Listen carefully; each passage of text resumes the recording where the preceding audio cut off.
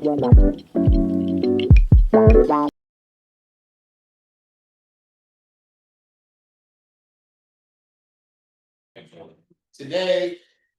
we're gonna have Scott go over the Engage app. So Engage is an app that's gonna be your own app.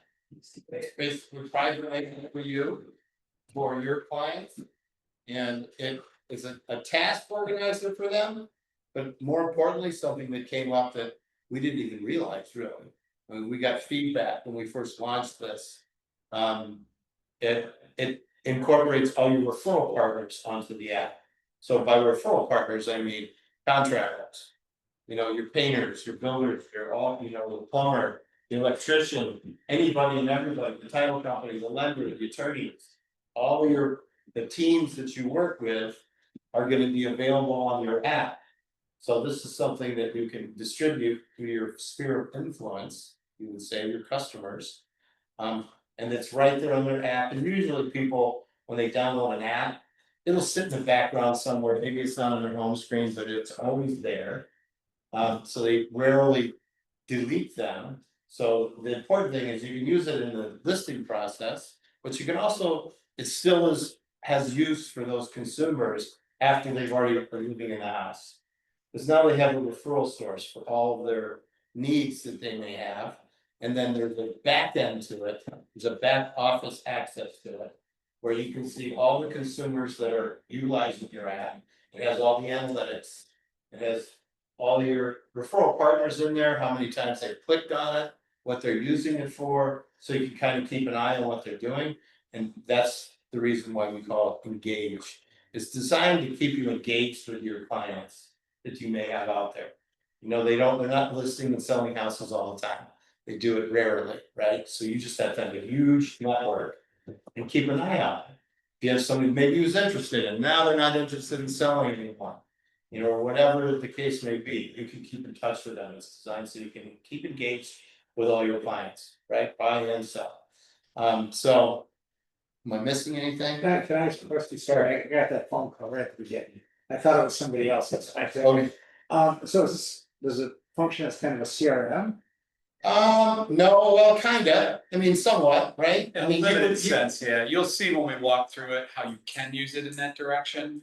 It's really, the initial idea was to help you just stay engaged with consumers. But like Walt said, the feedback we were getting is a lot of brokers have started to use it and get referrals from their service partners, lenders and people that you work with, because of how the thing functions. Okay. So in a roundabout, like a hack, yes, you can use it as that, but it's not like a full blown, like a database manager, and it's got all your notes and everything and other people. It's not that. So both apps, they're available in both app stores, on Android and Apple. And so the main function of the Engage app was because we have a lot of talking to listing agents. What are your issues? What do you have problems with? It's prior to a listing of property, you're going into the home. They have to paint. They got to get rid of the shag carpeting for the site. They got to do some things. They have tasks they have to do. And a lot of times, with a homeowner, that's one of their biggest issues. They have life that's going on. But the truth is, you can't list that property and sell it for the most amount you can get for it unless it's prepared properly. So either you're doing it or you're referring people to do it and help them do it, but you have to keep on top of it. Did you clean out the garage yet? No, haven't done that yet. But you can keep tabs on it with this product.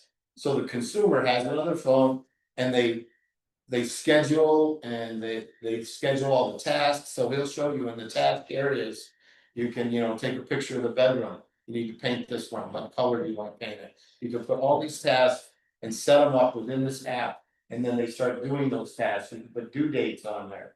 So you keep them kind of moving forward to get their house prepared, and it helps them quite a bit. And you can, on the back end, you can see what they've done and what they haven't done. Instead of having to drive out there, multiple trips to somebody's house to find out where are we at. You can't put it on the MLS, you can't list it until it's properly prepared. That was originally what this app was designed to do, and then it morphed into this I don't really care about that. I just want more leads. So yes, it turns out to be something you can generate leads, and who knows where it's going to go from there. So it's still fairly new app, And, you know, the things that have been talked about, or can you offer subscriptions to people that are your referral partners? I'm assuming you're not getting a lot of referrals from your painter. They're not sending referrals to you. You know, but you can go back to those people and say, listen, I've got 500 people using my app. You're the main painter that I'm pushing to everybody. You're getting tons of clicks. You know, I expect this is what I want for you. I'd like you to go out when you get a new job. Maybe you ask them, are you getting ready to list your property? Why are you painting? So maybe you can generate leads that way. The idea that is an unknown lead source that we didn't see coming. And now it's kind of turned into that. So that's what a lot of people are using it for. So I don't think I've missed anything else, but we'll let Scott go from there, kind of show you everything about it. And there's not a lot of people here, so you guys can give me your information before I go. I'll get you set up with the app. And then we'll give you some instructions on what you can do, set up homeowners, and once you've done a couple of them, it's real simple, kind of goes right over. Yeah, easy to get people set up. Yeah. Alright, so as Walt said, our app, it's called Engage, right? The whole point of this is to help you stay in front of your clients, you know, have a way for consumers to get a hold of you immediately. One of the things we'll start doing is we'll quick show you how to walk through how we build an app for you guys. And then we'll show you how to log in. There's basically two components. There's what you use on your phone, and then there's just a back-end web app that you can kind of see everything, as Walt was talking about. That's where you can track your consumers, see what's going on, see what sort of tasks people are creating, that kind of, you know, those types of things. Real quick, we're gonna, when we get your information, so I set one up for Austin, and I'll show you what that looks like real quick. And then we'll show you how to get on there so you can see how it works. You're gonna set up a password one time, it is a secure thing, but then you can access it from anywhere, laptop, desktop, your phone, whatever, and you can just see what's going on with your app. Okay, so it gives you an idea of where you're at with the consumer. So the first thing is the dashboard. So what we're gonna do, pop over here. So the first thing Walt and I do when we get your information is we have a little bit different dashboard than what you guys have, but essentially yours is gonna look identical. And we'll log in for Austin here in a second. What we're able to do then is we're able to generate. So what I did for Austin here is I quickly generated an app for him. I can use whatever photo, you can use the logo, you can use whatever you want. This is what the consumer is going to see on their phone. Does that make sense? So the app will be called Engage, but it's got your photo, your picture, your logo, whatever, and it just sits on the customer's phone, right, on your consumer's phone. And this QR code down here, you can use this to send to people. You can put it on brochures. So if you were talking earlier about like open houses, you can quick print up your QR code so that when people walk through, you guys know how it works, right? People are trained like, you know, like dogs, they just see it and they just quick scan it, they don't even know what it's for, and they're like, oh, hey, I get something on my phone now. All right, so that's the whole point of generating your QR code and the link that you can send to someone. The first thing that happens then, I'll log out here, is you're gonna get a when the app is set up, Walter, myself, or whoever sets the app up for you is gonna send you just a quick email that has this web address, and this is gonna be what we call the back office. Okay, when you get onto that back office, it's gonna ask you the first time to put in your email, and then you can click forgot password. Okay, so if you've ever set anything up in the last several years, just so everything's ultra secure, two-factor authentication, all that fun stuff, this is how we've kept it secure. Okay, so it is locked behind a firewall. Once you've done that, the email that we've set you up with for your app that the consumer is going to use, and if you have one for Pearson or if you use Gmail or whatever, that's where that link is going to go. You click on the link, you set up your own password, it never changes, and you're all set to go. If you ever get stuck, or you get booted, or you forget it, or something, contact myself or Walt. We can get that reset for you and get you back in. Okay. What I'll do then is I will pretend that I'm a broker. And I'm going to log in once I've done those steps. So we can see what it looks like for you guys. Okay, so when I first log into my app that's been created for me, I'm gonna be presented with this broker dashboard, okay? This is really just kind of like your homepage for the app. As Walt mentioned, one of the things that this app does is whoever you created the app, in addition to consumers, so you're gonna have service partners, referral partners, whatever you wanna call them, whenever people are using it, this thing's gonna track the clicks, okay? So that the more somebody uses it, the more clicks they're gonna have. So one of the nice things is you can track the metrics, not just for consumers that are using your app, but your service partners. Does that make sense?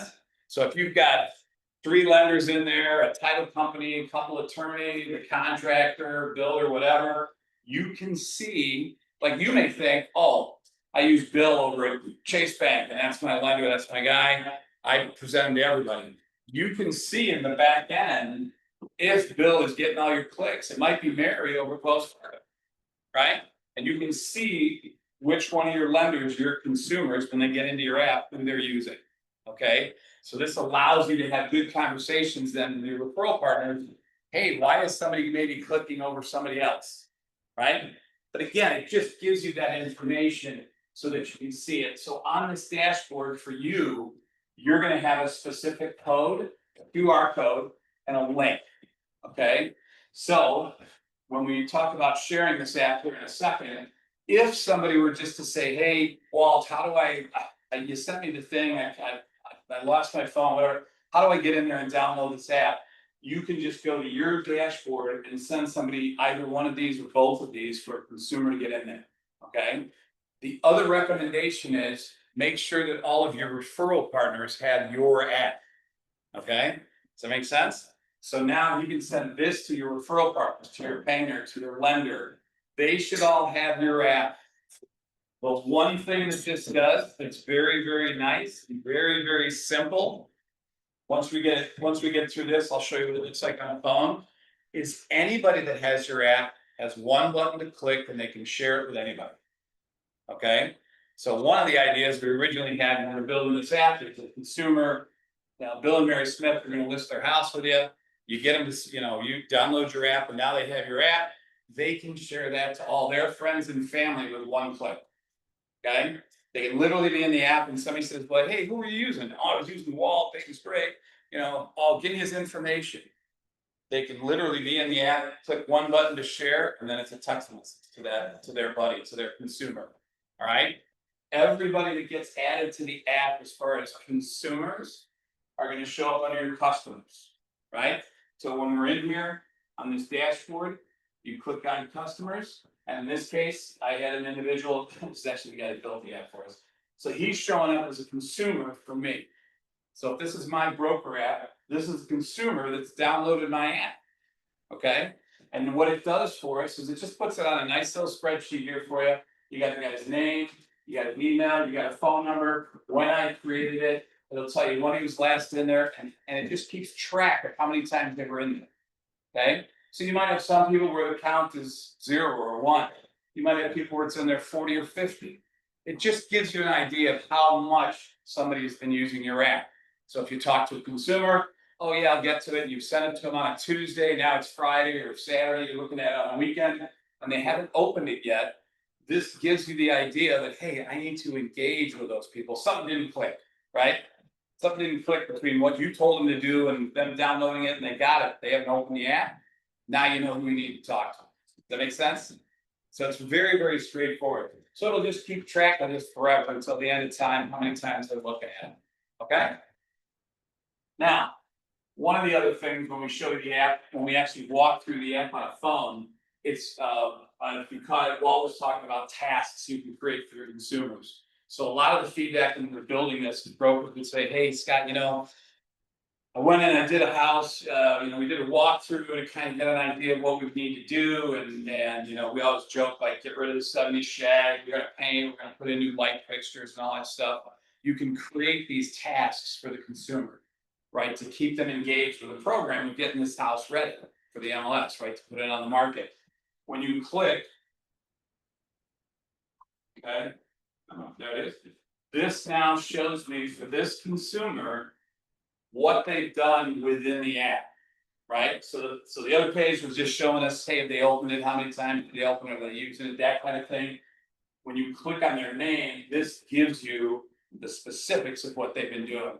So if they've created any tasks in here, you can see what those tasks are. For the bedroom, they said clean the floor, they chose due dates, maybe they put some notes on there. Whenever they complete it, you can see yes or no, right? So it kind of tells you what's going on. This also gives you the ability for you to create a task for them.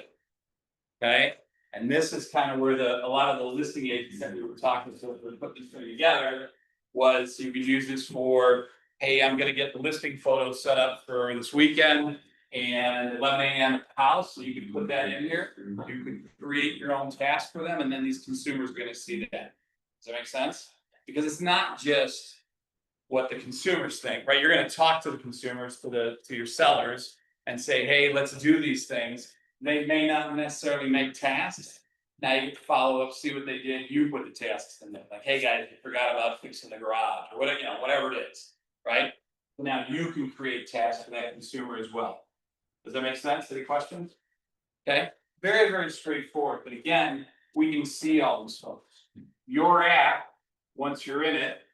So we've talked about kind of what you see on the dashboard. Again, this just gives you the overall, how do I share it to somebody? It keeps a running total of everybody. That's what these little bar graphs are for. So if you hover over it, whoops. If you hover over any one of these names, it'll tell you how many times they've looked at it. Okay, so it just kind of gives you some neat little metrics there. The customers, those are actually your consumers. That's the people that have downloaded your app. You get to see what they're doing. Your service partners, then, this is kind of where all the fun starts. Okay, so if you want to add a service partner, or when you want to add a service partner, you simply come into this back end part here, service partners. I'm going to create a new one, and it's a very, very straightforward process. So let's say I wanted to add a painter. I just click add service partner, and you literally just fill in the boxes. So we'll say Bill Painter. Okay, now there's two boxes here. It says showing and featuring. Showing means, showing means it's going to be in the app. Okay, so I can actually create 10 different painters, but I only want to show 2 of them for whatever reason, right? Maybe it's I'm going to rotate through these guys, and I only want to have a couple in there. I don't want to overload the consumer or anything like that. So you can only show 2. You'll have 10 in there, but only show 2. So if you open up your app, only 2 of them that are showing will be there. And if you have 2, or let's say it's a lender, you have 3 lenders in there, right? You can also feature one. Whichever one you feature is the one that always shows at the top. And Right? it shows it for every single consumer at the same time. Yeah. So as the consumer opens your app, they're gonna see 3 lenders. One's gonna be featured, and that'll be the one at the top. Like most people, you assume, well, the one that's listed first is probably the one my broker wants me to use, right? So however you want to manage that, you can do that. Then the rest of this is just filling in the field. So here, what is it? Is it a lender, a cleaner, a contractor, electrician, flooring? Let's say that's what it was. You put in their email, their phone. You can put in their website. Okay. You can go to their website, take their testimonials. A lot of folks do that now. If you do like Google reviews, you see that a ton. But maybe I go to my painter's website and he or she's got all their customer referrals on there. You can put them in this box. This is unlimited. You put 100 in here if you wanted to. But that's the easy way to do it. Just cut and paste from your painter's website or whoever you're trying to feature. Put the testimonials in here, and then that shows up. And anybody that opens your app, they look at this guy, they'll see the testimonials. Straightforward, right? Makes sense. Okay, so all that's in there. Then you can add a picture. Again, this is not a photo editing app. All right, this is not like high-end, Adobe Photoshop or anything like that. Go to the website, find their logo, find a relatively small, decent one, save it somewhere on your computer. Again, you're going to browse like anything else, find the logo, and that's what's going to show up. And you'll see that when we go through and show you some service partners on one we build. When you're done, you click save, and it just adds it as a new service partner in your list. Okay? Very, very straightforward. So let me log out and I'll show you what one of these looks like. So once you've built all this, cool part now. Yeah.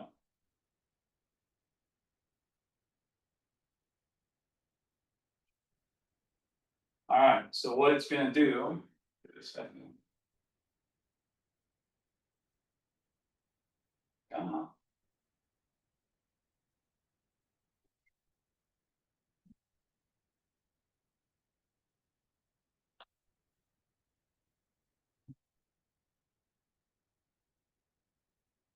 Not like that.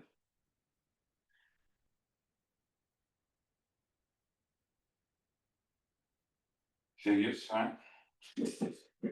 I've never done it for my phone. It's kind of cool. That's what? I've never done anything like that for my phone. Well, you guys do a lot of shit work. It's all the same, man. It's,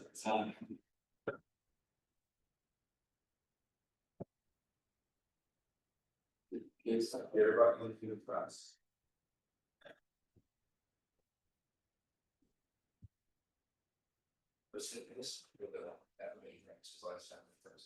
That was just because it was pulled into the road, but this is, I mean, it was showing it right on the laptop, it should be showing.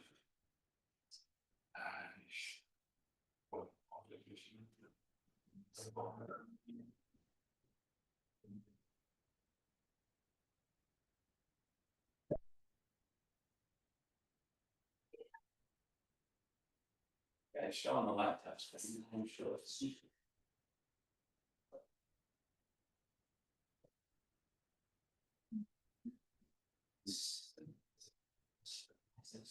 Well, you get your phone? That is just safe for the phone, you have to engage that on. Well, do.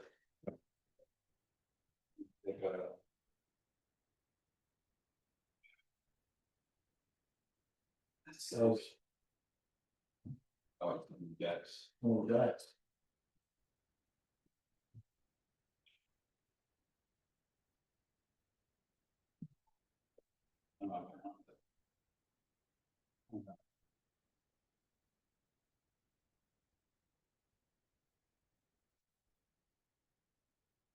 Yeah, it's always goes.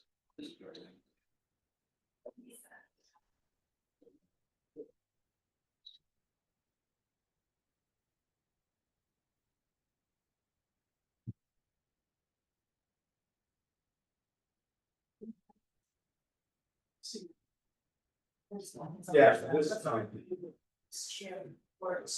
There we go. Oh, it's not ringing. So that's not.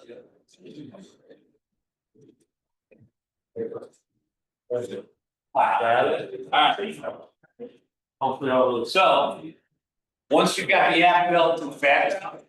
Alright, the app shows up then on the phone, this is what the consumer sees. Okay, so in this case, we built one for Efren.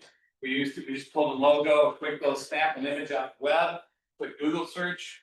And you may have to try this a couple times, sometimes like people have these huge logos and you put it on the phone, it just doesn't translate well. That's just kind of be a hit or miss thing to get that right looking logo, but most of the time you should be able to find something. Right here is a tagline, so you can have a tagline in there for yourself. If you have one, or maybe, hey, I'm part of a team or whatever that is, you can absolutely put that one in there. Failure is not an option. Yeah. That's our standard. So all the stuff that shows up here under these buttons, this is all click to play. Okay, so when the consumer has your app, right? If they want to contact you, all they have to do is hit one of the buttons. So if we were to do that, it's automatically gonna dial. Okay, so now the consumer doesn't have to think about how sometimes when you communicate with people, you're like, oh yeah, Shelly called me. Let me quick go to the text message, find it, pull it open, pull up their contact, click on it, right? You're drilling through menus. This just makes it incredibly simple for a consumer to get a hold of you, right? They can click the call, they can click the text, they can click for an email, it'll open up the email app that you use on your phone, or the consumer's using on their phone to send you an email quickly. It'll go right to the website, and you can also show all of your social media stuff on it. So you can see that right, if the consumer sees all that right away, there's a way to build that in, so you can tell them where your Facebook page is, where your Instagram is, or any of that stuff. Okay, so all of that stuff on the front screen that the consumer sees, they just click to call you or text you, so it's all on the app. that make sense? Is that pretty straightforward? The biggest thing in the app on top, it says share this with a friend. This is where you get consumers to spread the gospel of what you're doing.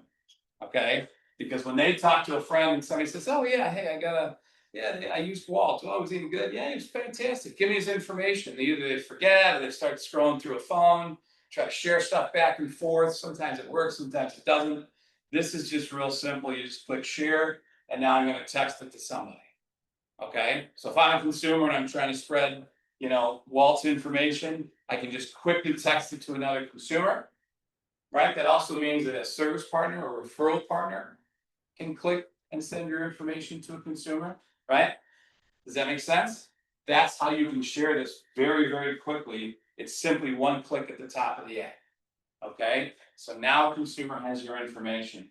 Walt mentioned earlier, when you have referral partners that you're working with, and they're on a job site unrelated to anything you've done, wasn't anybody you sent them or anything like that, it's a roofer, let's say, and they're fixing the roof, most likely that contractor, that roofer, whoever is gonna say, hey guys, Bill and Mary Smith, why are we doing the roof today? Just out of curiosity, why did you need all this work done? Yeah, we're thinking about selling.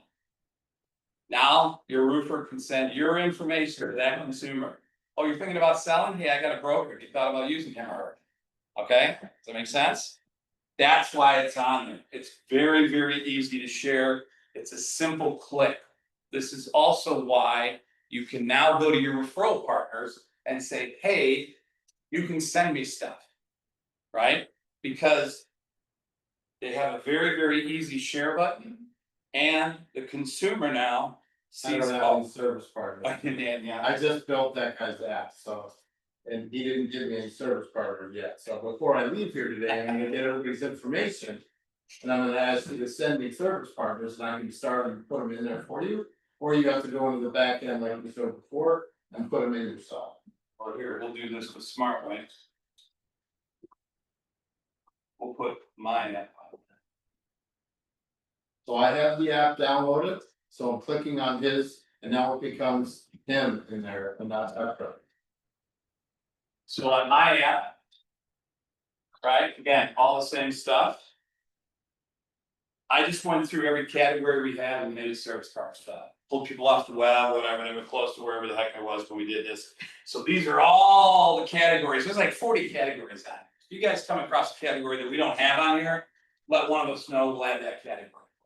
But we've got like golf simulators on there. What's some of the? Yes, there's another too, so it comes up with something we haven't had figured out yet. So one of the things we were talking about when we were building on the back end was the lenders. So if I click on the lenders tab, there's 3 lenders in there. Okay, now most consumers, when we built it, we said show Jim, show Dwayne, and then Emily featured her. Okay, so Emily shows up at the top. That's the featured one. This does 2 things. Number one, most consumers, if they're like other consumers, but I see 3 of these, which one are you probably gonna click on first? Different. One at the top, right? So click on that. Here's Emily's information. Again, we have testimonials in there, and we have her contact information. So the consumer can just click to call, click to text, click to email, click to go to their website, okay? So the cool part is, the way it works now is if somebody says, oh yeah, Scott, give me your attorney, or give me Emily's number, your lender, let me send it to you. And I say, yeah, sure, great, I'll do that. When we get back to the office, I'll send it to you. What happens? Get back to the office, you got text, emails, everything starts happening all at once, putting out 4 expires, and you forget. Tomorrow, you're like, oh, dang, I was supposed to send Walt that information, right? This way, it's all right there the second they have your app, right? So the consumer now, you don't need to send them individual things. Hey, send me your lender, send me the attorney, send me your roofer, send me your painter. It's all in there. Yeah, here's one way to do it, guys. Here's my app, you'll have everybody, okay? This is also a very cool feature because now you get to go to your referral partners. So let's say, Kirby, you've got a roofer, and I'm listing my property. If I don't ask you for the roofer, how do I know you got a roofer? Right? So now with the app, I can look through here and see, oh, he's got it. Let's say it's Bill, you've been working with Bill, the roofer, for 30 years, he's a great guy, he finally retires, Stan takes over. Again, as a consumer, the only way I would know that you now have a new roofer is if you set aside a whole day to call everybody and say, hey guys, I got a new roofer, let's do this, let's get some business going this way. In the app, everybody knows instantly, because when you update the app, or we update the app for you, your new roofer's in there, that's all they see. Okay, what this leads to is post-closing, Walt alluded to it earlier. People close on a house, so let's say they sell it and they buy a new one and they're in the house, it's been a year and like, something happens and they need a plumber. If you're like me, I'm not Googling cheap plumbers in Wheaton. Like, I'm not doing that, I'm calling one of you, why? I assume you got a guy, right? So I probably didn't walk out of the closing and say, oh, I gotta delete Walt's app, right? It's still sitting on my phone. Oh yeah, you know what, let me go in there, let me see what he's got. Oh, he's got a plumber in here. All right, let me click on that. Okay, here we go. And it's got whoever's got in there for a plumber. I'm assuming that's your guy, and I can either call you, reach out to you, contact you. I can call the plumber directly. But again, this is what keeps that customer coming back to you, to engage with you. Does that make sense? This is just a very, very easy way for you to control all of the service partners you work with, get them in one spot, and then they have a way to contact you. Yes? Are we able to see how often people who have our app go in and look at our resources? Yep. So on that dashboard, we'll go back. We're done with I it. may have missed. People came in, everybody that came in late, you missed it. It's okay. It's okay. We'll have I'm gonna give you guys some instructions stuff before I know. Gonna give you your information, and then I'll work on you guys individually and get you all set up with that. And then we'll get instructions thing on, set somebody else up, and you'll learn it. It's not difficult. Are any of these vendors paying? No, this is a new app. This is something that came before. This is what I talked about earlier. There's other things that are coming about that seem to be, this turned out to be kind of the most important thing that we found for realtors. It wasn't the tasks, although the tasks were nice, but this seems to be something that's more important to them. And yes, you can click on each one, and then who knows? You could maybe charge a subscription fee for those people to be on your app. You have to have a lot of people on the app. So when we first developed it, we were thinking to ourselves, wouldn't it be beautiful if you had every single person you ever met had your app? And how many people would that be, Kirby? 1,000, 2,000 people? I don't know. Maybe you can go to your service partners and say, listen, I got 2,000 people have your information on my app. And you're not returning phone calls. Sorry, man. You're off, unless you pay or whatever, you can charge $100 a year to be on my app. I don't know. We haven't come across that yet, but it's certainly a possibility, right? I mean, We've had numerous people when we released this, that was honestly one of the first things brokers asked us was, can we get people to pay to be on this? So if you had 3 lenders, a revenue generating possibility is yes, each one of those lenders, you pay me on your app. Because remember, the difference now is, in the past, if I needed a roofer, I'd ask you, and then I'd find out you either have one or you don't. With this app, I see everybody you have. So every consumer that downloads your app sees every referral partner you have. This is how it changes the game for you guys with your service partners, so that yes, you can ask them, hey, you want to be the featured? I got 3 lenders. You want to be number 1 or number 3? Right? I want to be number 1. All right. a realtor asked me once, can I have my haircut done? Can I have my, where I go to a restaurant downtown with a pizza place? I'm like, well, I guess, I'm thinking in terms of real estate, not other, right? Under, I don't know. I don't know. I mean, but you gotta get people using it, and we have that in the back end where you can see all your customers that have downloaded it. And when they share it, somebody else signs up, they go through the step-by-step process, and now they have your app, because they show up at the top of the list, and you're thinking to yourself, who's that guy? I never met that guy. Well, somebody else shared your app and they set up an account. So So answer your question, yes, when you go to your dashboard, where you see your link and your specific QR code, you can just click on any one of your vendors and it tells you. So in this case, Elite Air, 72 times, somebody's opened it 72 times. So you start to see, and it's obviously the bar graph representation, you can see who your better vendors are. You know, and you can have conversations with them. It's not just, hey, they're using them the most. It's like, hey, what are you doing that through my app, people are clicking on you and not that person? Right? It helps you build a stronger relationship with your referral partner. That was kind of the other byproduct of all that. So, but again, this is just off your dashboard. You can see everybody uses it. If you're looking at specific customers, you can see how many times they've opened it. So that's a separate tracking on that, as opposed to that bar graph.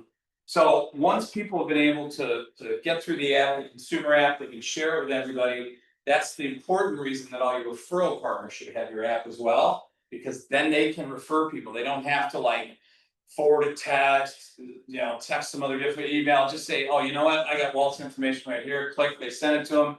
And now that new consumer has all of his information. They can see him, they can call him, they can text him, they can email him. It's super, super easy. Does that make sense?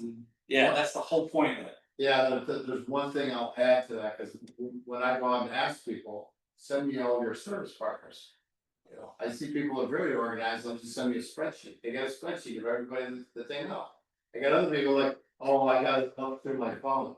I gotta find them and then forward that information to you. This is the exact issue that we're trying to avoid people having to do, because they start it and then they stop, they don't do it.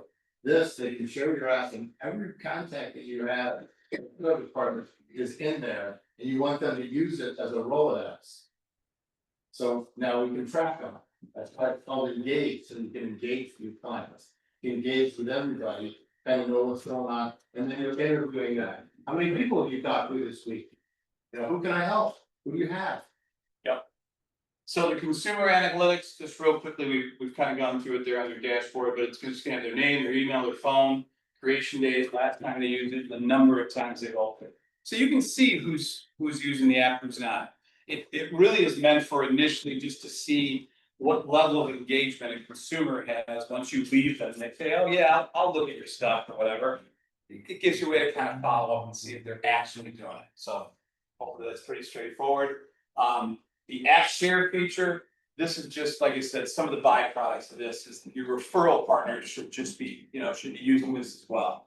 This isn't just so consumers can share between other consumers, it's that your referral partners can send your information to consumers, right?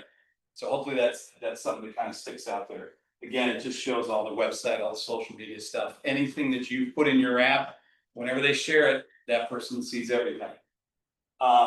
This is just kind of a walkthrough of the process for the tasks. They can add photos, they can name the rooms. This is just if you have like master bedroom has like 3 or 4 tasks, it'll kind of keep them all grouped together in the same place.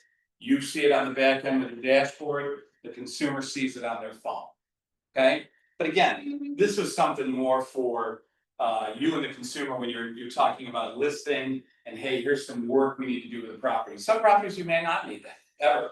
Right, I'm sure you get listings where you don't have to do much, or it's not that big a deal. But again, this is just kind of the walkthrough of the process. You just get to see everything they're doing. So if there's something they can do, send a photo. Hey, this is what it looked like. Is that, you know, is that good enough? You guys can share that stuff between the apps. Did you see that box up there that says investors? So I know you guys have some investors here probably, so they can have it on their phone. And their customer, their investor, but their investor customer, they can have 25 properties in there. So we've had people that use it as an organizational tool, and they add tasks to each property, the tasks that they need to get done. They need to fix the windows, they need to do whatever, they can keep track of all that stuff. All right. Again, this is just kind of a recap. The biggest thing that you're telling your referral partners, because it's tough when you get into conversations, when we go out and talk to brokers, it's like how many people for paying referred you, how many people for broker referred, you know, a lender referred you, that kind of stuff. The big switch now is that every consumer sees everybody. So we always say everybody sees everybody. So now, again, because you're telling a painter or a new lender that comes on board, hey, if I get 50 people this week to download my app, that's 50 people that have the potential to see your information and can get a hold of you directly. That's why you get to ask them, what are you gonna do for me? And maybe that's a subscription thing, some kind of model there, or how many referrals they're sending you. We went through this example, the roofer's working on something, they say, oh yeah, we're thinking about selling.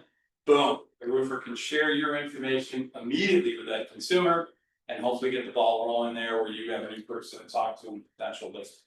Okay, that was our roofer example. Post closing, again, this is kind of an afterthought here with a lot of folks that we were talking to over the last year that have been using it. Again, they get into the home, they get the transactions done, everything was awesome, you're the best broker I've ever worked with, boom, boom, boom. Somewhere down the line, something happens to the property or they want to do something to the property. Again, they're gonna think of you as kind of, the ringleader, right? If I want a contractor, again, I'm Googling cheap contractors, good contractors, whatever it is. I'm gonna call you and say, hey, do you have got? Right, that's the easiest way to say it. It just keeps you top of mind. Most people, everybody here in the room, who's got unused apps on their phone? What's the percentage? Probably 80% of them? I probably got 30 apps on my phone I just don't use. This works to our advantage. When you get out, if you gave a consumer your app and you closed, you did your listing and then they did a sale, right? They didn't walk out of the closing and go, oh yeah, I gotta delete Walt's app. That's not what they're thinking. It sits on their phone. That's what you want. If you can keep the consumer, your app on the consumer's phone, you win. Right? Because now for anything they need, they can contact, that person directly or contact you and say, hey, of these plumbers, which one's the best? Okay. Any questions on that? I have a question. Yeah. Your service providers, is there a place to put notes in there for yourself? No, because maybe in round two, we were thinking about that, because now you're starting to get more into a CRM. Well, the thing was, I was thinking if all your customers can see it, let's say you've got a service provider that you're still using, but maybe you put him on probation. You know what I mean? Like you're going, I don't like the job you did this last time, but it's still one of my guys. The only thing you could really do along those lines is probably if it got elevated like another level, then you just don't show them anymore, but don't erase them out of your thing. But again, we just wanted to keep it. Round one, this is version one. This is just, hey, let's get something where it makes sense for the consumer to look at this and go, oh, I get what he's doing. Right? It's not super complicated. Oh, phone, push phone, oh, I called it, yeah, it works. That's the kind of stuff, but down the road, maybe, yeah. And just so I'm clear on that, because your customers will see every service provider you have, not just the top three. The top three are kind of highlighted. Yeah. But they can scroll through there and see everybody. They see everything. If Yeah, you're talking have a about showing. yeah, Right. so you could have 10 lenders, but only show 2, and if you gave me your app and I opened your app, I'd only see the 2 that you wanted me to see. Right, and so that's I guess that's the control portion, then they have a conversation with those lenders to say, hey, right now, you're number 2. You wanna be number 1, it's $500 a year to be number 1, it's $250 a year to be number 2, or to even be shown. Yeah. Right, because I work with 10 lenders, well, you're not gonna, you could put all 10 on there if you want, and show everybody all 10. It just gets a little overwhelming. So we have to give you our information. Yeah. I'll build it. And then I'll give you instruction on there on how to go set up the consumer. And then you just probably play with it for a while. And then, it goes further from there and then get out on the street and start sharing it with your clients. Yeah. See how it goes. But you can see the whole back end too, it's pretty simple.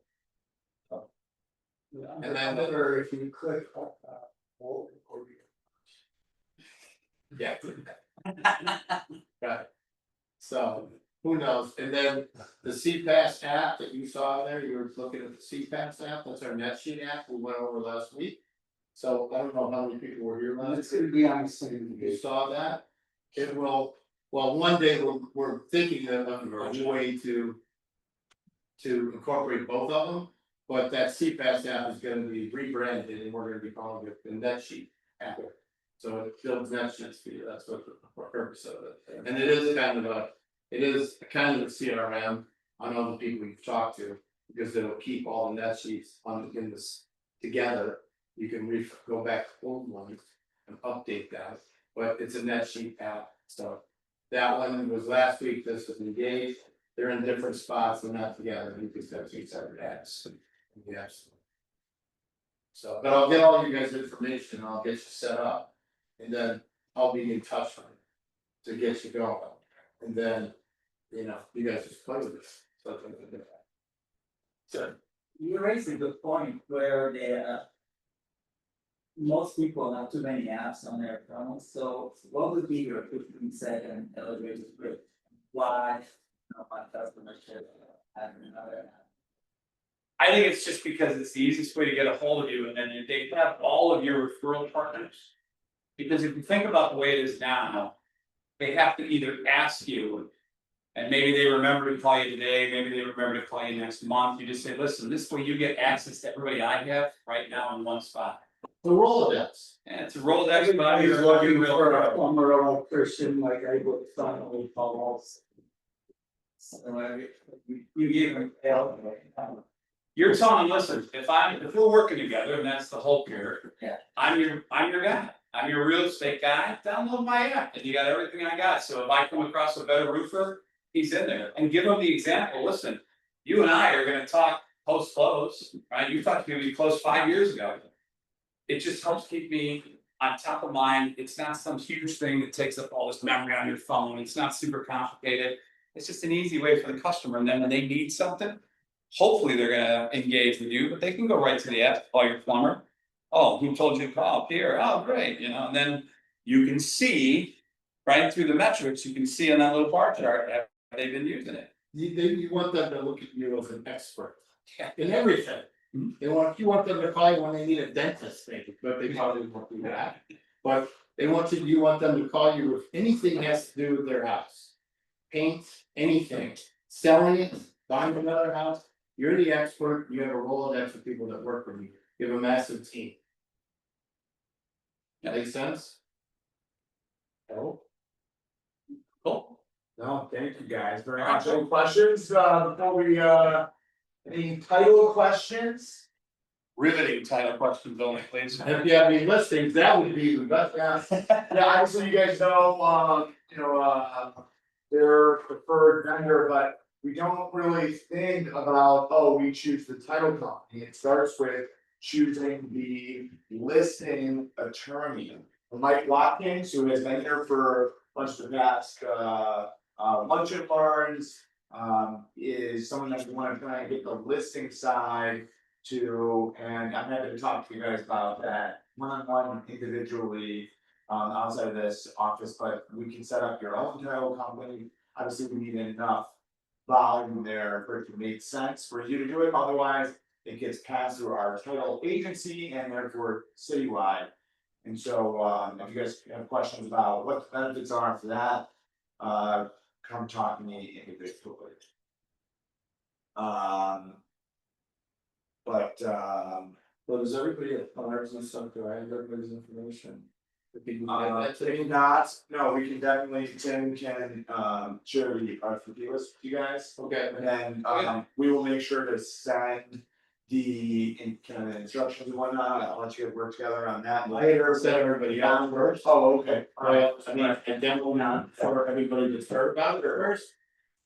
Instead of the whole Yeah, right. Got it. employee list. We'll share it in with all the units too, just so that they know that it's an option. Yeah. That's what we talked about today, in case they missed it. Yeah. Right, and then obviously we'll put on there something like if you wanna get set up.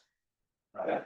And then if you guys want, while that's part of it, there's still some left up here on the desk from last time. This all. And otherwise, thank you guys very much, appreciate it. Thank you. Let everybody kind of get settled in here, and we'll get started. I have to send a big thank you to the citywide title guys, they've been great partners so far. They.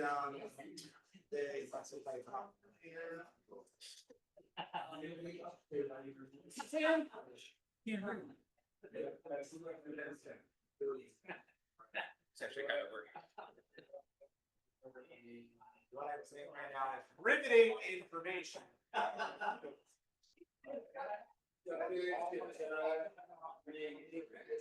I just offered a bunch of discounts, you guys didn't hear it, I got mine. But no, we're gonna get started, thank you again, and to the Citywide Title guys for coming in and presenting that. Pretty interesting kind of Engage app to kind of lay out and organize all of your vendors. I can't tell you how many times where I've closed a deal with the client and they've asked me for stuff, but they probably didn't ask me and they would have used more of them, right? And it's a way to have them stay kind of, you know, engaged with you, right? And then a way for you to be able to network with other industry professionals, to be able to share business back and forth. You becoming, I think one of the biggest things for you guys in getting business is to become vendors on other people who use the app's services, right? So it's not necessarily about, you know, it's multi-level too, right? So how can you work with other vendors or industry professionals to get your name on? Some food for thought. But no, thank you all for joining us again today. Today we're talking about Citywide guys, and we're talking about prepping your marketing for 2026. I always start off with a little bit of housekeeping items, duties, or whatever. Friendly reminder, we have a national referral network for Realtor in Florida, right? As Libby always likes to remind us.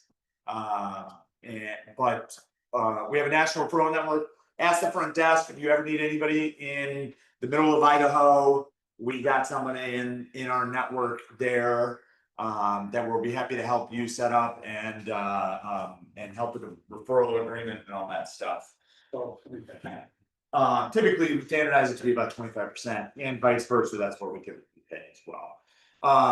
It's a good thing to advertise to your clients as well. You guys are we're talking about marketing today. You guys want something to market, right? If somebody that, you know, follows you and sees that you are part of a national referral network, maybe they're moving out of state and out of an area where you can't help them. So it's free content for you guys, something to think about. We'll go into marketing a little bit more in terms of coming up with that content, how to organize all of that.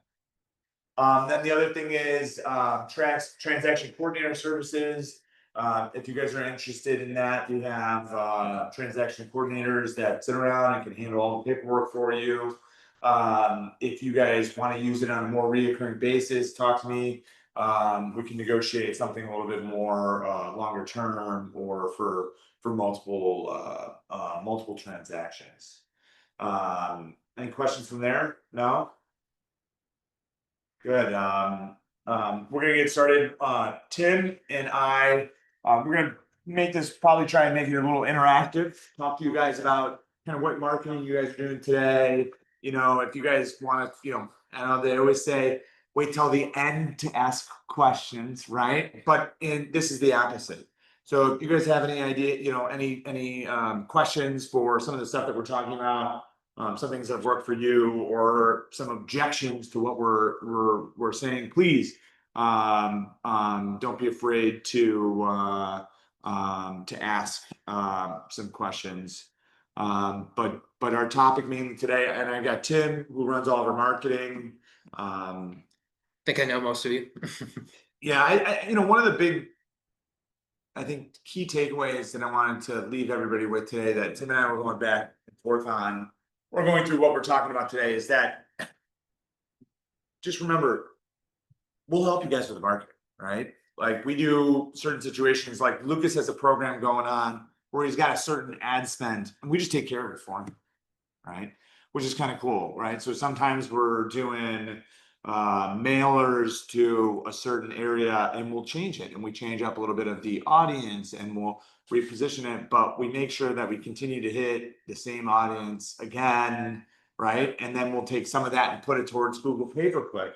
And you don't have to know all of that. You don't have to be the one, we'll go almost to the point or to the extent of posting the content for you, right? Because we have a lot of the social media graphics or the ideas or whatnot. So if you guys are struggling or you guys, I think one of the big things is that a lot of people aren't doing anymore.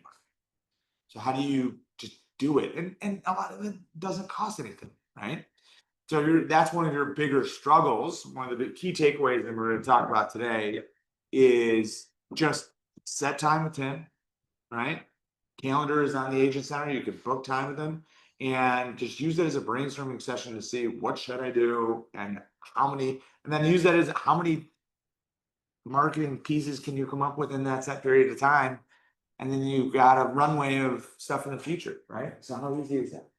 So, and we've got all the ideas and all the different, we can go through what you've done in the past, and add different angles and then repeat because, some of the things you've done before in the past is the reason why we did it is because, Successful. it's successful. Yeah. Somebody, I was reading something the other day and people post to Instagram, but they struggle with posting to it because there's some companies that spend like hundreds of thousands of dollars to do these videos and these reels to post once, right?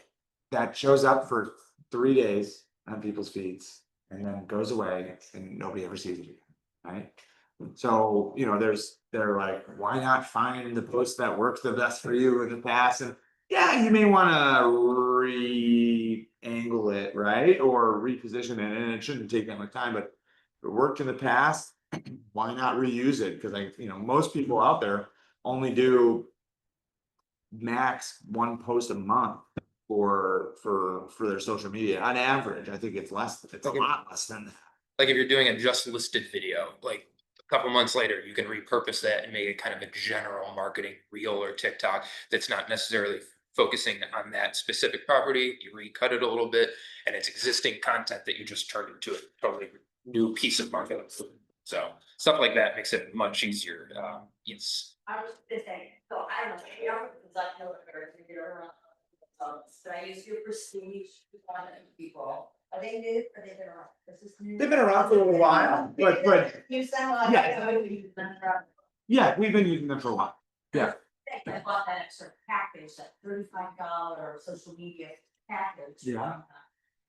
It's great, like they give you all these Yeah. pre-made. They do a good job. Yeah, I was great, and you can tweak it too. So they had all the pre-made reels and vertical and horizontal and for the different placements, and they look professional, they look good, it was just really easy to be like, oh. Like that, I like that. No, great. I love the feedback. They've been a great partner for us. We have a bunch of, there are 1A right now, but we have a 1B and a 1C. They're still number one. We still have a bunch of other options. And that's why we always recommend calling the front desk because they help with scheduling, with, knowing which photographer is great for the right product. You have a condo on, the 100th floor. We're going to recommend somebody, and maybe it's a little bit different for like an office building in the suburbs, right? You know what I mean? So that's why we always recommend, and they'll help schedule it and do everything and call and book and all that. So, Broker calls it. Pardon? Broker calls it YouTube. And so, you can come here. No, right now, I'm now people say, I the drone video and I literally for downtown condos. So I've used drones before, but they were always like indoor, they didn't go outdoor, and then they sort of he literally went out and he got drone, the condo was his Walton in Michigan Avenue. So he did the drone, got Oak Street Beach, got the neighborhood, zoomed in on Gucci, zoomed in on to show the prestigious neighborhood. yeah. Zoomed in on the luxury store. Great. It's great. yeah. Good job. Our other photographer that we used to use, we've never used VHT. I think Fannie Mae made us use them. Right. They made us use them. And I thought it was insane that some of our largest competitors have used them for years and how much better of a job that we do from them, right? And like you said, we've had agents that call us just to sign up with us because they like that photographer, right? But the reason why I learned about VHT, because Fannie Mae made us use it, because they signed like some national contract to use them or something. But they pay their photographers like $10, even though the package is 200, and it's a bunch of students that are just trying to get experience at Columbia College, right? And they make like, it makes, yeah.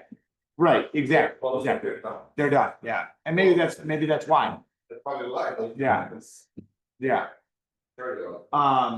But yeah, and if anybody didn't know, Kirby had a root canal surgery this morning, Thank God. I don't know how to make it Yeah. happen. yeah. Oh, I'm glad I said something, I was very hesitant on whether or not I was going to, but I'm extremely proud of him for even being here right now, to be honest with you. I've seen some videos of people with root canals. I wouldn't be here right now. But anyways. So, what are we gonna talk about today? What are some of our topics today? Kind of looking at the different marketing avenues that we could be going down, kind of different. Is it frozen? Yep. there? Yep. Maybe in the future we'll do it hardwired, so we don't have this problem anymore, but. Just so everybody can see here. Yes, yes. Some of the topics today from within the marketing sub bullets. Gonna look at defining your brand and audience before you kind of dive into any of your marketing campaigns or efforts, and kind of looking at it more from a high level there. Then taking a look at the different marketing channels that you could be working with, like your audience. Do they like, are they a younger audience that would be more digital marketing, or are they kind of more older, more traditional, where maybe postcards or something like that is going to work better. But then we'll talk about video. Me and Austin always talk about this. Video is king. I think no matter what type of audience you have or what type of property you're going after, what type of client you want to work with, video is always going to be, with the social media algorithms and newsletters and any piece of digital marketing that you can do, video is always going to be kind of preferred. So we'll kind of talk about that. We'll talk about some tips for getting organized for 2026, just actionable things you can do that are going to help you stay on track and stay organized. And then we can talk about some of the stuff that we can do and the support that we provide for you, and the tools that we have available in our agent center and the marketing center, and some of the additional marketing tools you have in Bold Trail as well. You can, there's a design center in there, the email marketing and all of that stuff. So yeah. Yeah, I think the main topic we were thinking about talking about it's just being proactive with your marketing for the year, right? And the reason why it's for 2026 is because now is a great time, especially if you're not busy. If you're busy, obviously, I think the markets and this interesting seasonality is kind of out the door, depending on what market you're in, and with the interest rates changing today and the low inventory and whatnot. But seasonally, or in the past, this time of year when it's slower is a great time of year to gather up a whole bunch of marketing content for your year when it starts to get really busy, and when people start to get a little bit more serious about looking, if they aren't serious now. Now this year may be a little bit of a fluke, right?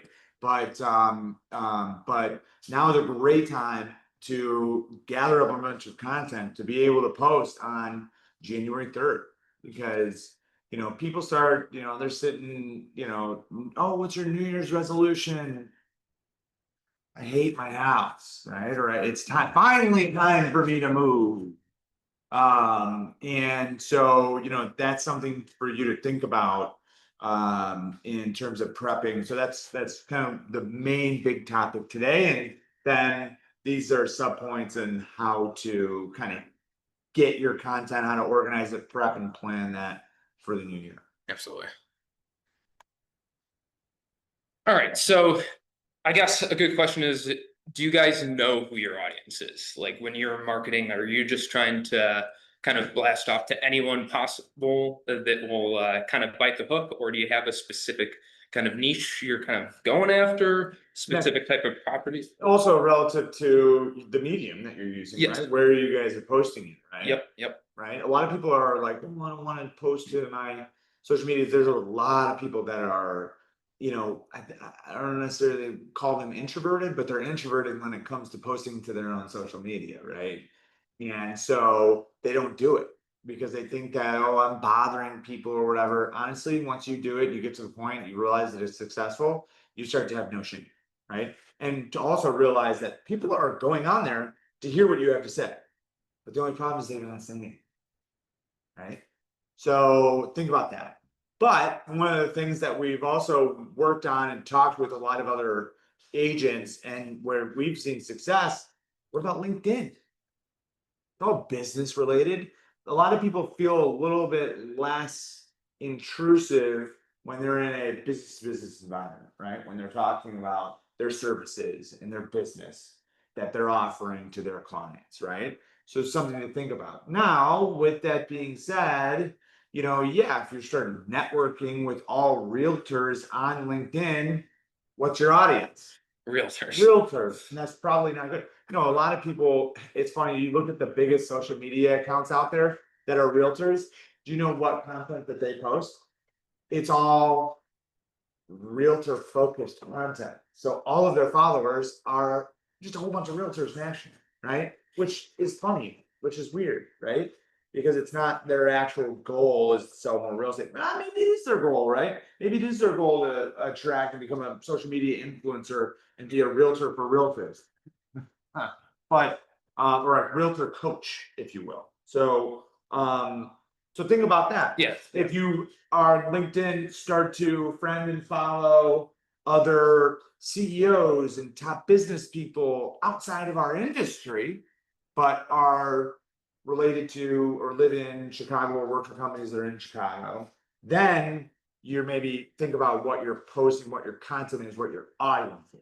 The ignorant question is, who is your audience? Where are you posting it to is what I Where, who's your audience?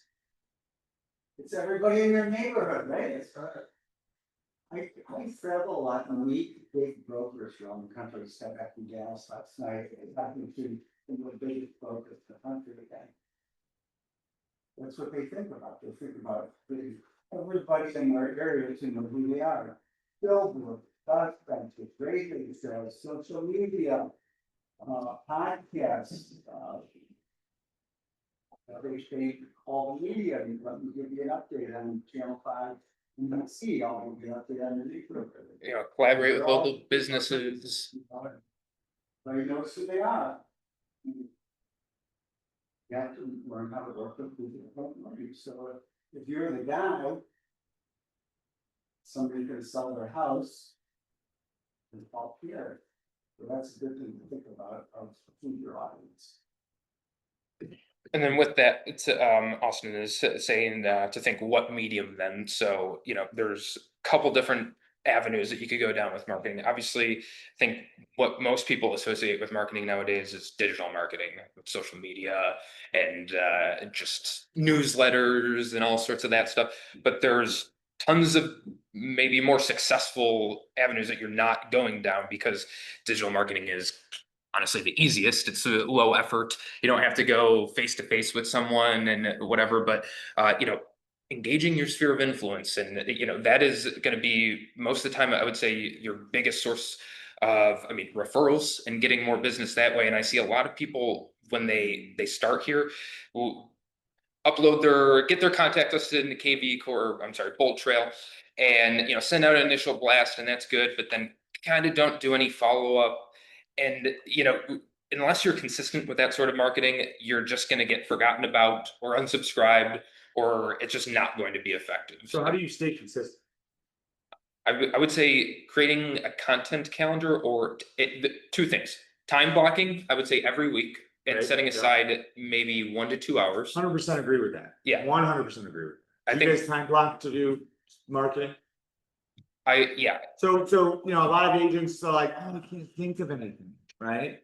But, you know, and I struggle with what we post to our account, right? But what I've had Tim does is Tim comes in my office and I can think of 10 million things off the top of my head. I just don't get around to it. I don't do it. Everybody gets busy and I don't set time aside. Right. But Tim comes into my office and sits down and says, what do we post? And we come up with it and it gets done. Right. Because he time blocks for it. Right. So think about you struggle with content. Well, I guarantee, you know, yeah, if you're thinking about, oh, I'll think of something all day today to post and then I'll get to it at the end of the day, you're not gonna do it, right? Because you're gonna think through, oh, what you have to do next. Oh, I'm late for this. You know, oh, when I'm in the shower, or when I'm brushing my teeth at night, or I'll think through the content that I'm gonna post, and you don't like set time aside. It only needs to be 20 minutes, but I guarantee you, if you set time aside to sit down, focus on actually posting something and getting it done, I guarantee you, you're gonna see your success change with your consistency and staying. Are you sending out regular email blasts to all of us with our lists that are uploaded? Or is it totally dependent upon us to send something out? So that's a great question. What would you like? I would like for you to be doing it. Right, so we do it. So we did it for all of our contacts in the CRM, for all of our agents' content. And I got some pushback from some agents. It all comes from them with their name, the reply email address is their email address, their phone number, all of that stuff. And we try and post general real estate news, interesting information, seasonal stuff, not like, you know, and we have to be very careful with it because it's like, you know, some of our big commercial brokers don't want us posting, you know, the nice pumpkin spice latte recipe, right? Like there's different interests in that. So it's general real estate news that is, you know, focuses on pretty much any audience, right? And we did do that. And we do that still, right? Not on a We regular. typically have done it quarterly. Yes, that's what yes. Quarterly.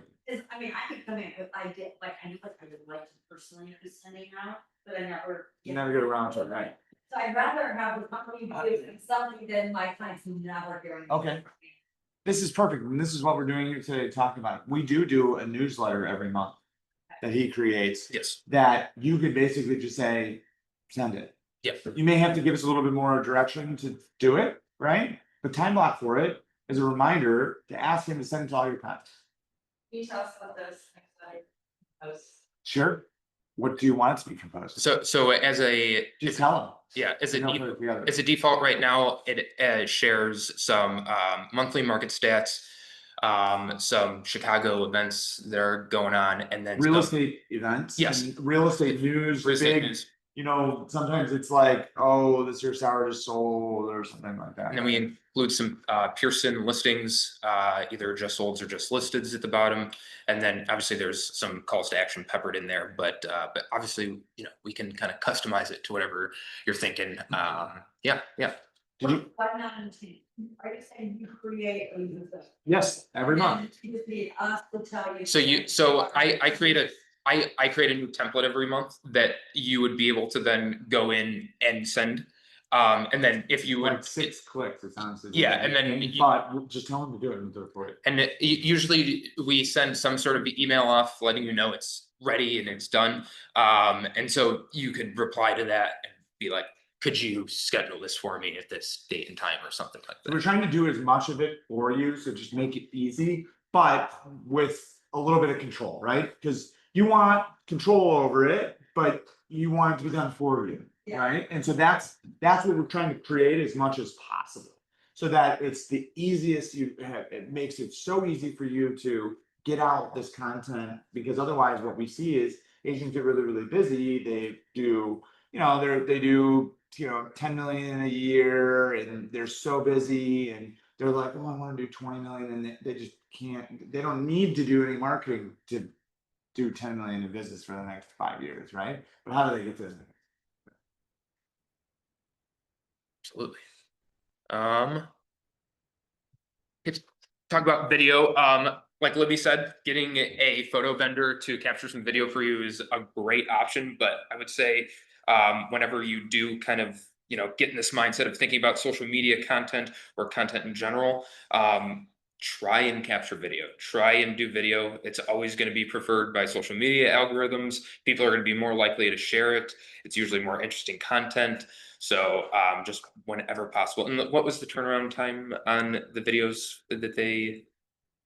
Yeah, it's not bad. And so if you're already like at a new listing, I would say it's worth it to spend the, you know, a couple extra bucks to get that content made for you. But if you don't do that, you know, just doing a simple, you know, there's a huge range of videos you can do, but as simple as just walking around a new listing, just showing out, even without any edits, just walking around the house. Like, you know, I always tell people that like a lot of people are just like, you know, working in an office and pick up their phones for like some sort of entertainment. They love to see nice houses. They love to see the inside of a, you know, fancy, even if it's, you know, empty, like that is interesting content, even if sometimes you don't feel as if it might be.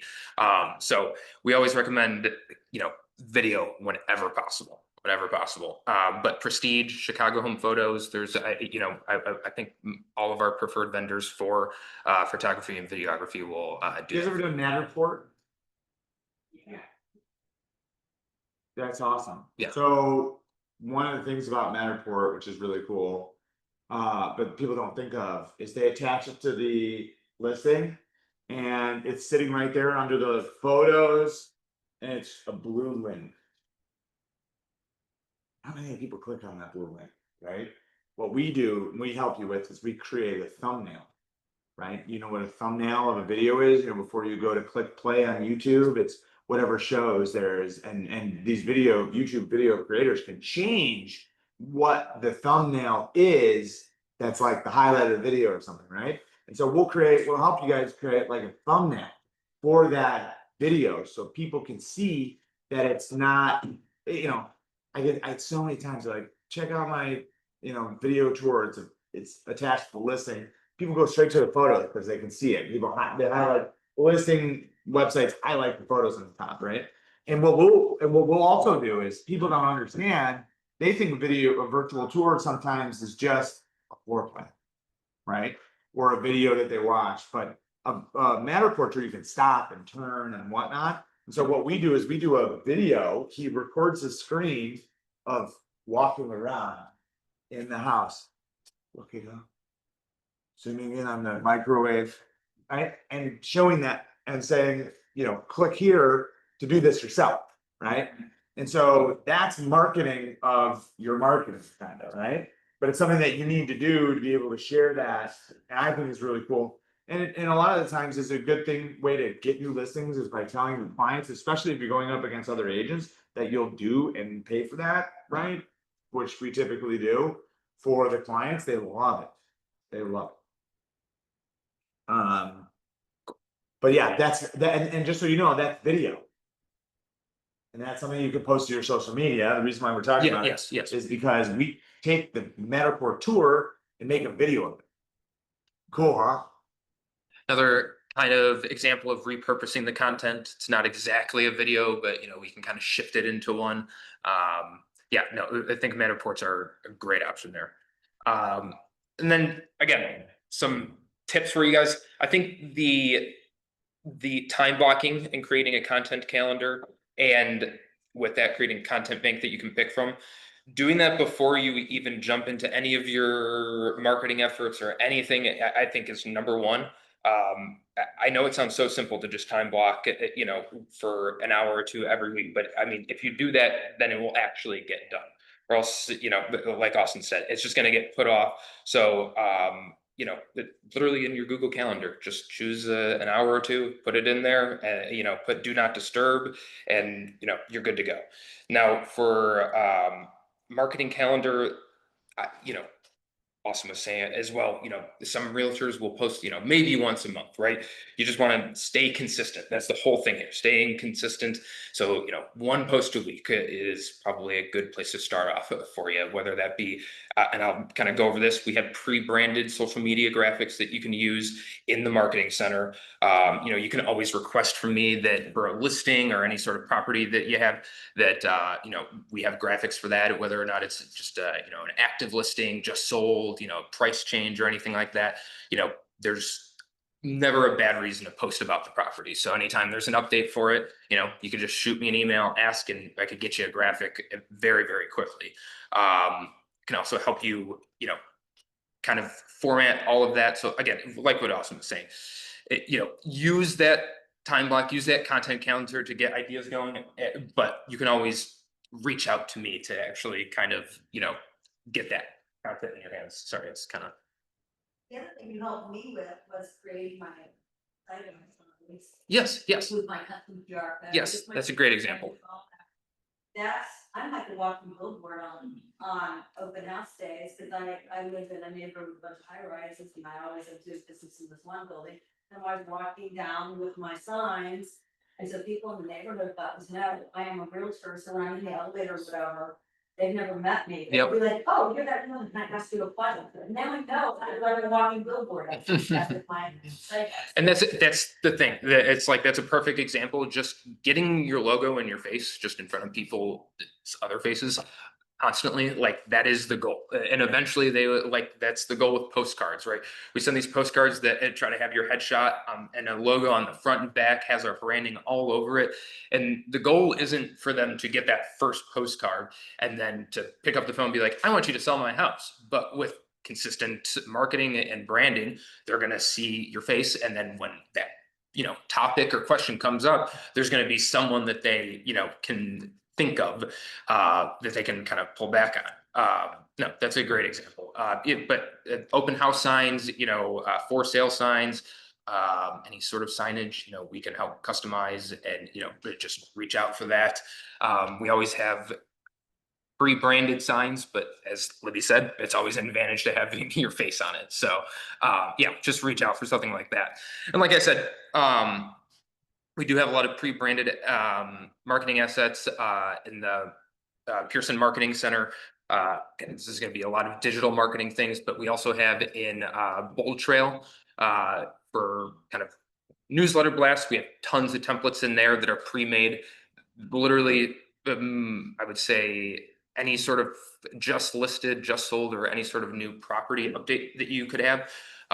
We have templates where you simply plug in the MLS number and it generates the email for you, and you don't have to do anything else. It will populate your photo, your contact information, the property photos, the MLS description, all of that in there. So again, we try to get everything up to the goal line for you. So, it's as easy as possible for you to kind of pull the trigger or have us kind of schedule that and get that out for you.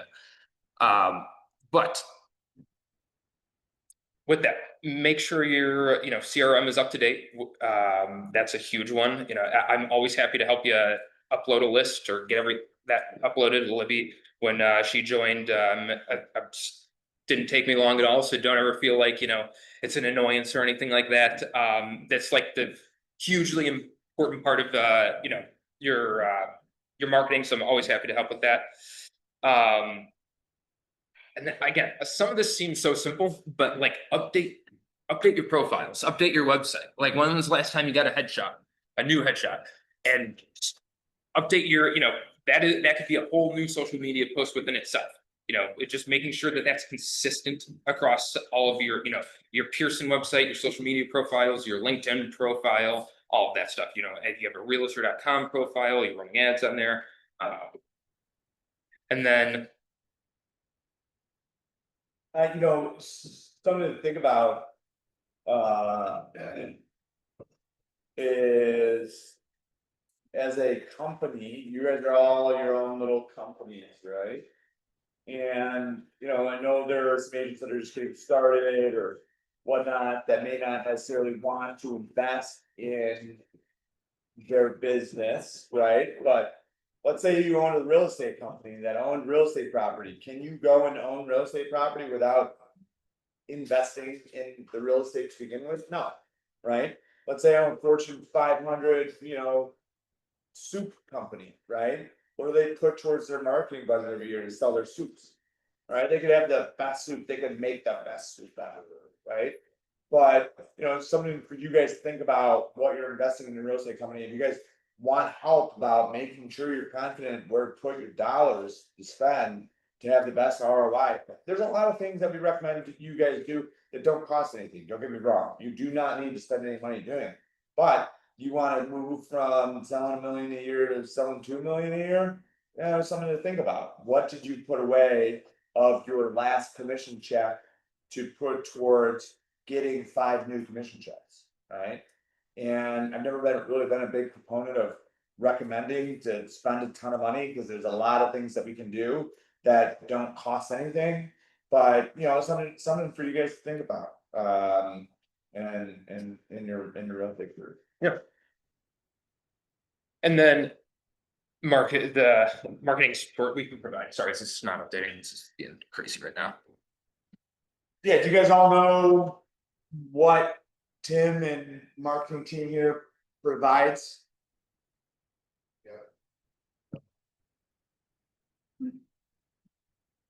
Lots of stuff, huh? Just gotta pick up the phone and call him, or set time aside.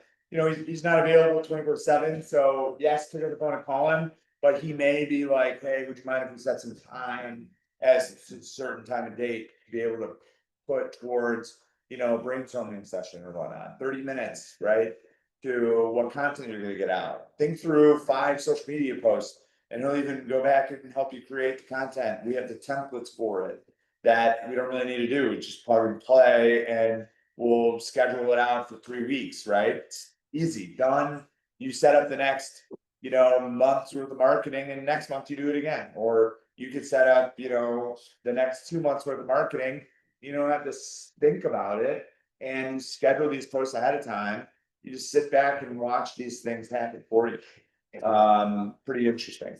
Do you guys need, current events are always great, like stuff to market, right? Did you guys hear about the newest real estate news about Zillow and Redfin? Yeah. No. Zillow, or the FTC sued Zillow for antitrust business practices. They paid Redfin $100 million to not have like rental listings on their website. Crazy. Did not have our own listing on Redfin. Zillow paid Redfin. Yeah, they're gonna get in trouble, and you're gonna see a lot of other companies, I think, start to. You've already started to see and hear about some mumblings of some other stuff, but there's a brokerage that I know that has to give up all of their North Shore real estate offices, right? So they literally are giving another real estate brokerage their listings because the Department of Justice is making this. Right, which is not, Compass can buy anywhere that is Sotheby's, well, they're already having Okay, it before that. and I mean, they're gonna own 25%. Before that, they gave up every single Compass North Shore office to Remax. They are all now Remaxes.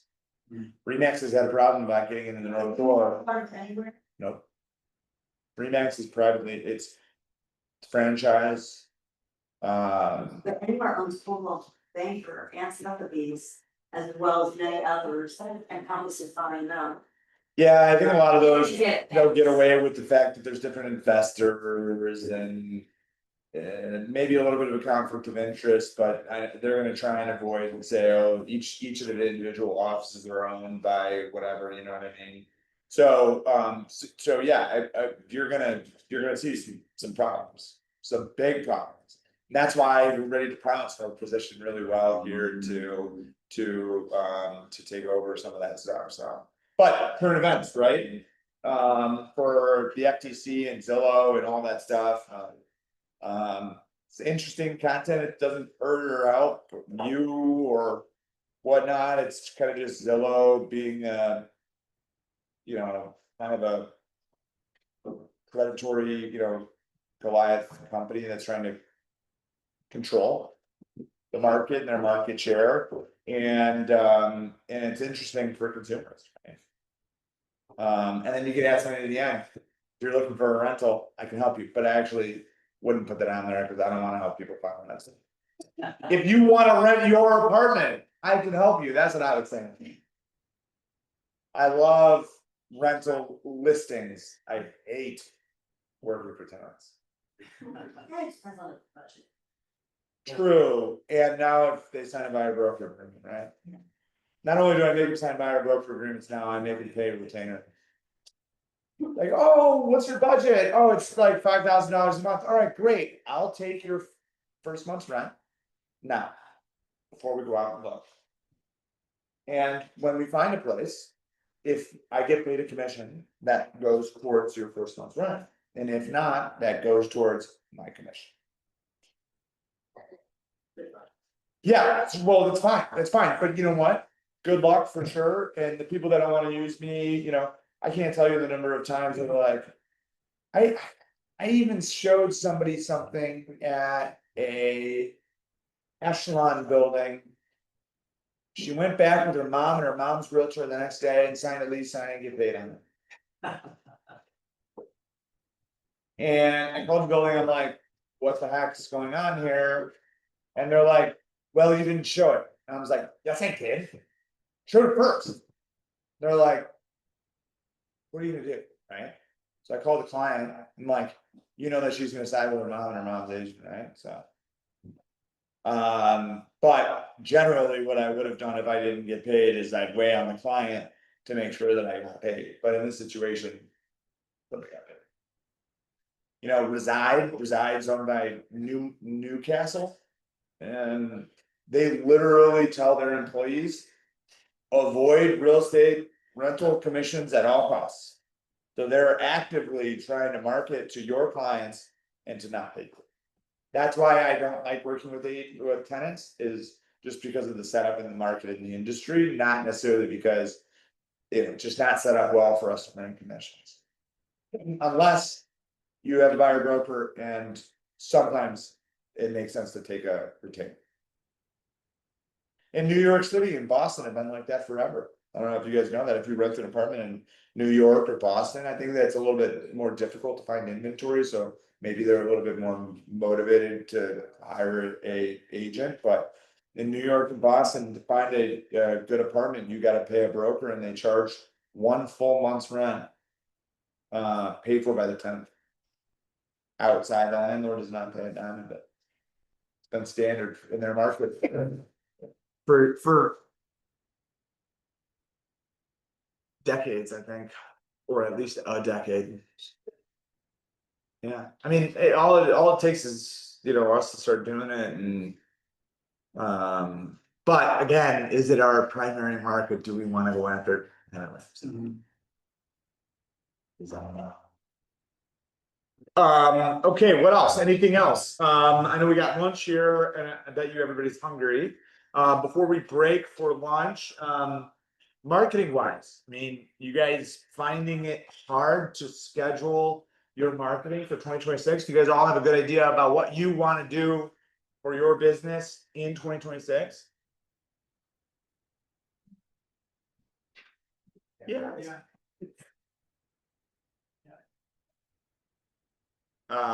Well, again, if you guys are struggling with like brainstorming or want to go after a different market or struggling to get into a certain market, or your sphere isn't getting you the right number of clients or type of clients, let's talk about it, right?